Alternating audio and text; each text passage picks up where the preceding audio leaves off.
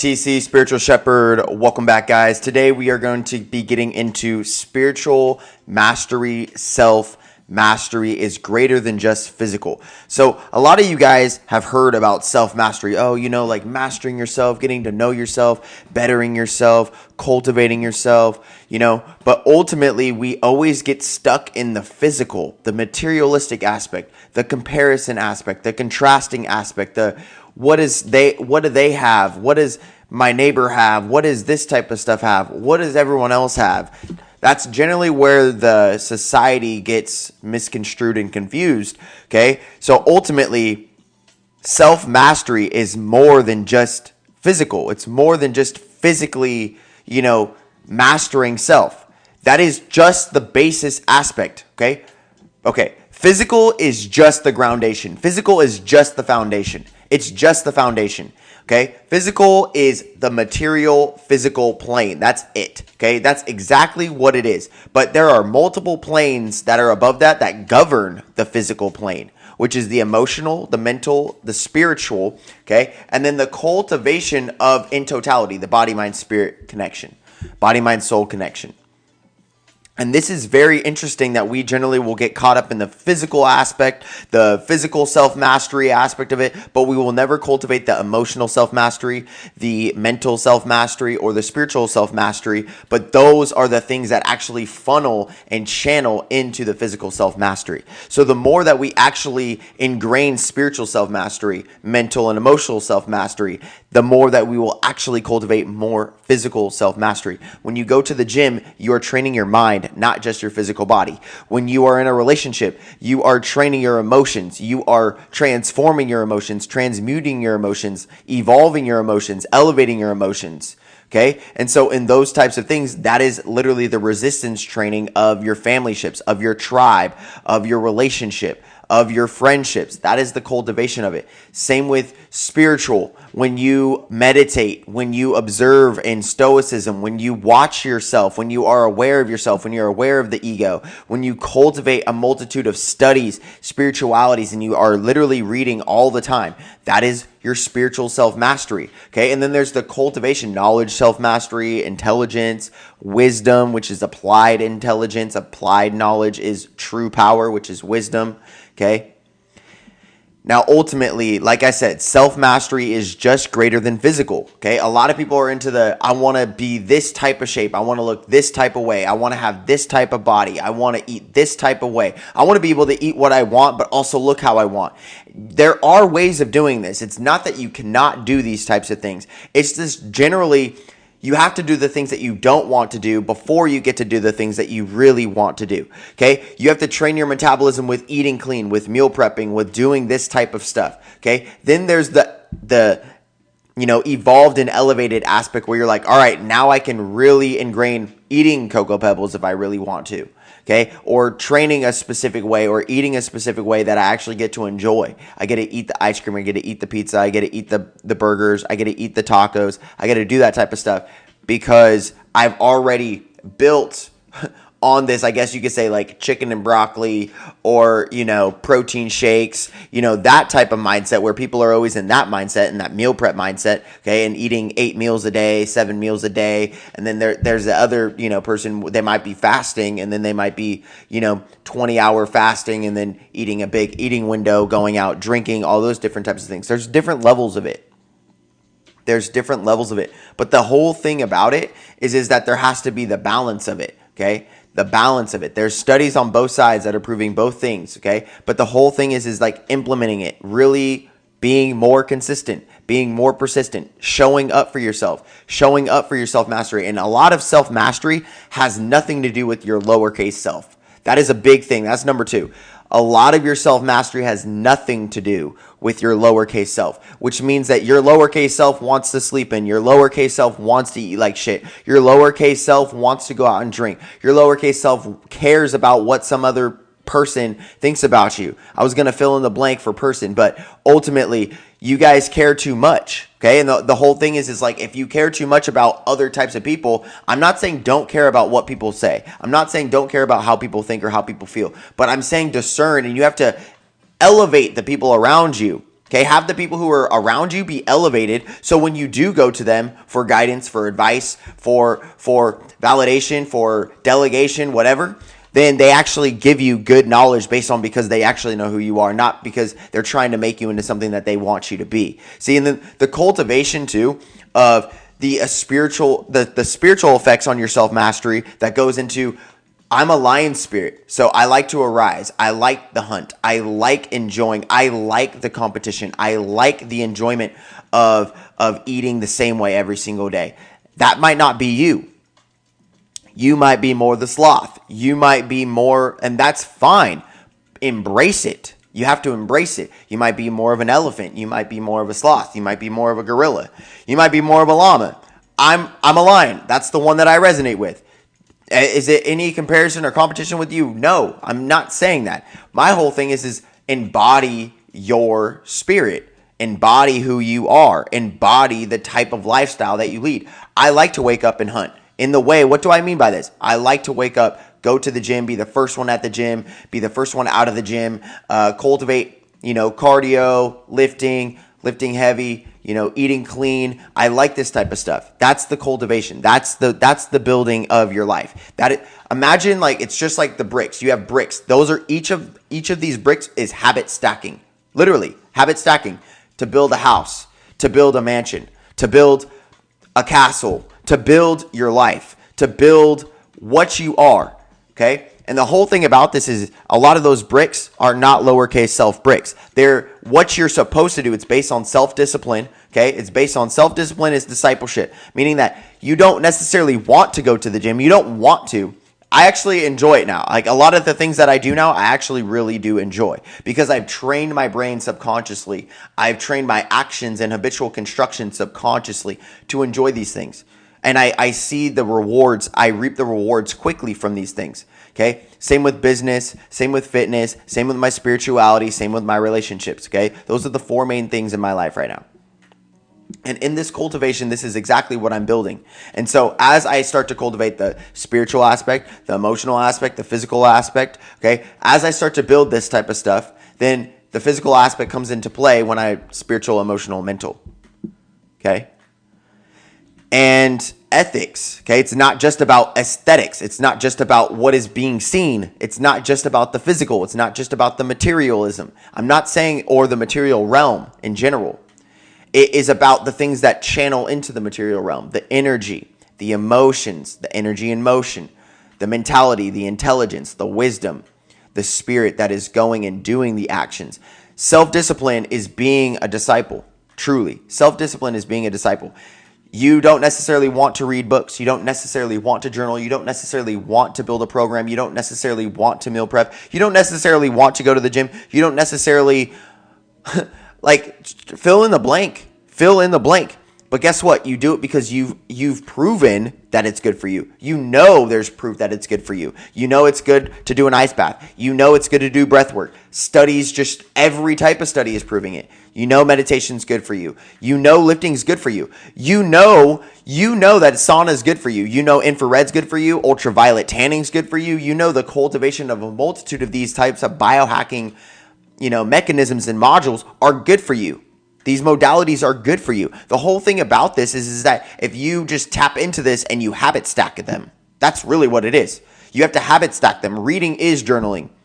Journaling is the gym. I know that's like weird for some people to think, but the way you do one thing is the way you do everything. The way you do one thing is the way you do everything. So when you start to be the same spirit in every one thing, then everything is one in totality, in the connection of you being you. Not you trying to be someone else, not someone else trying to be you, but you show up for yourself, okay? The whole thing about this is like when you're on a call or when you're meeting people or you're interconnecting with people, it's never you showing up for them. It's you showing up for you. Because if they don't show up, you still showed up for you. But if they show up, then they show up for themselves. And then therefore, because you both show up for yourselves, then you can finally have a relationship. Yeah, absolutely.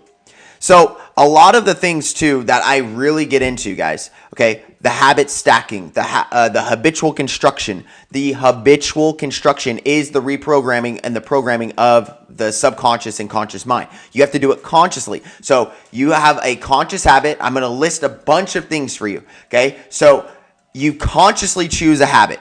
And then that habit, if it's done for 21 days specifically, it is subconsciously programmed into the DNA. It is subconsciously programmed into the habitual construction, your habits. Okay. And so as you do this and you habit stack, like infrared sauna, infrared, like I do a higher dose mat. So I have a higher dose mat. It's like $1,000 mat. It goes into alpha states, theta states, beta states, delta states. Obviously, gamma is two to four of these that are emitting at the same time.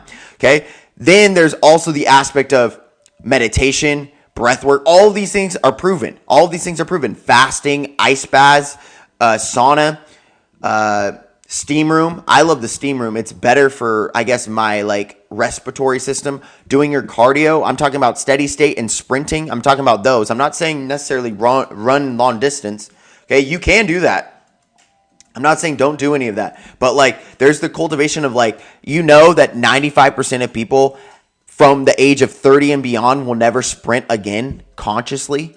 That's mind blowing. That is mind blowing considering that like when you enter into your 50s, into your 60s, you could see people who are in, you know, in all these types of societies. Okay. I'm not saying that some of them are good or some of them are bad. I think it's a little bit of both, to be honest. But ultimately, you have to see the youthfulness, the fountain of youthfulness that you actually see. And this is the cultivation of the fluids of the endocrinal system, the pituitary system, the Joseph system within you, the Yusef system, which is based in Paleo-Hebrew, Yusef, and then Mary, which is the pineal gland, which is the third eye, the first eye, the nervous system, the electrical system, okay, the nerve endings, okay, very nervous, very sensitive. That's the divine feminine. The masculine is the more chemical-based type of modality, okay? If you heighten a specific type of chemical, it will change into a different type of thing, okay? So there's a multitude of stuff like this.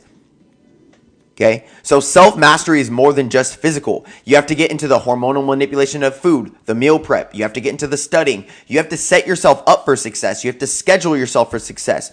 There are people like myself who have videos on YouTube right now that they're already 14 days ahead of everybody, 21 days ahead of everybody because of the habitual construction.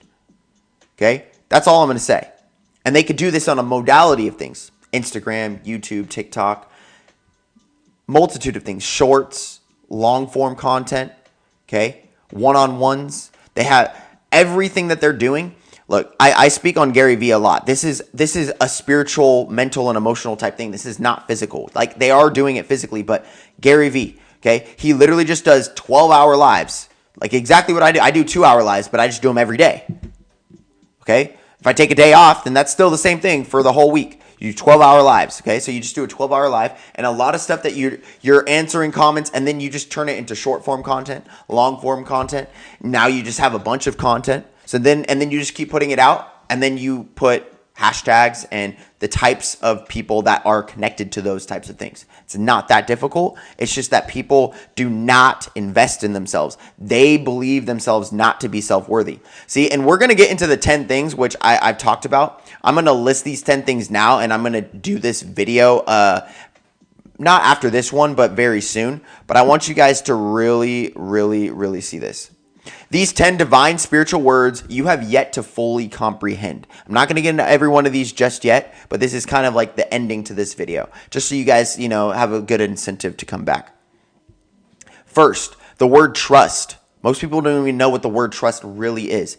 Worthiness. Most people don't know how to embody true worthiness or know what most people cannot fully comprehend these words. They heard these words, but they cannot fully comprehend these words until they're experienced, which means that you must experience these words, okay?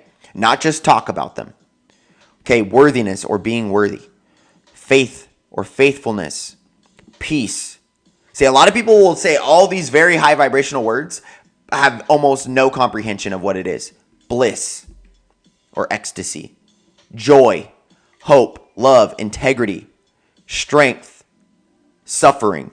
Those are big words that a lot of people use for a long time, for a high frequency of time, okay, during those times. And most people do not actually understand and comprehend what those words are. Okay, so the next thing that we are going to be getting into is shifting. So if you guys are interested in shifting, we could talk about it.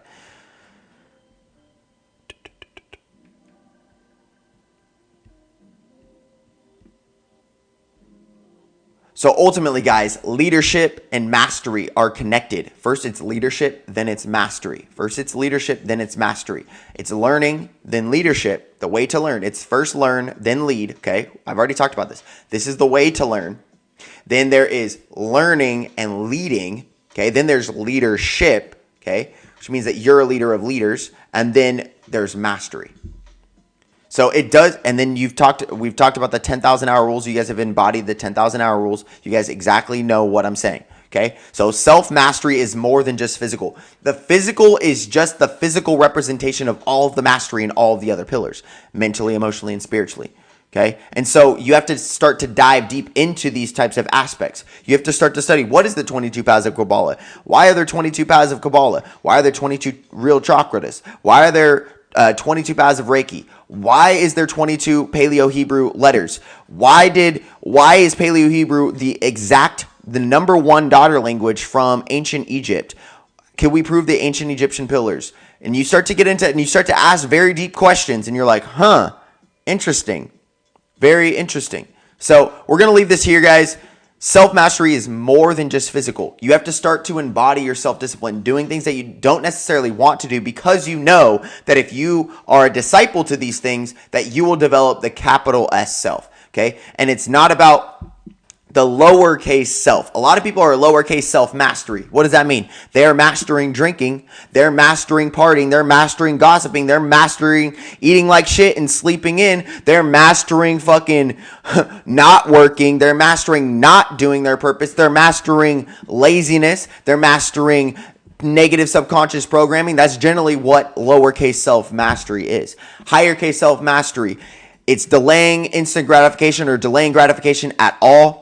Okay, like in totality, it's dopamine detoxing, monk mode, woman monk mode. It's not even just masculine monk mode. It's not even semen retention, it's fluid retention, because there's a fluid for women too. I know that most people don't understand that, but there's a fluid for women too, and that's the whole cultivation of it. Okay. Then you also cycle the moon cycle, the menstrual cycle. It's a 28.5-day cycle that's interconnected with each quarter aspect of the monthly aspect of the moon. So each week, okay, there's a inner correlation that's all with this type of spiritual rebirthing process. Okay. The moon cycle, the menstrual cycle, and the totality year moon cycle. Okay. So that's a big thing where it goes 12 to 13 cycles per year. So we're going to leave this one here, guys. This is self-mastery is more than just physical. And a lot of people are like, let's go to the gym. I want to look this way. I want to act this way. It's like, yeah, but your mindset, you're not using resistance training and progressive overload and meal prepping with your mindset. You're not cultivating it with your emotions and your relationships. We've been hearing it. We know it. Okay. You haven't been doing it in your spirituality. You've memorized all these verses, but we could definitely see by the actions that they're not aligned. Okay. That's very interesting. Okay. I'm not saying everyone has to be perfect, but definitely altruistic heroism is something that we need to attain. We need to attain the altruistic, idealistic, heroic aspects of our lives. What does that mean? That means being altruistic, all true, realistic. Okay. All true in reality. We need to be all true in reality. We are living the truth. Like, that's what I'm saying. All right, guys. Peace. Much love. Namaste. Everything is in the description for you guys.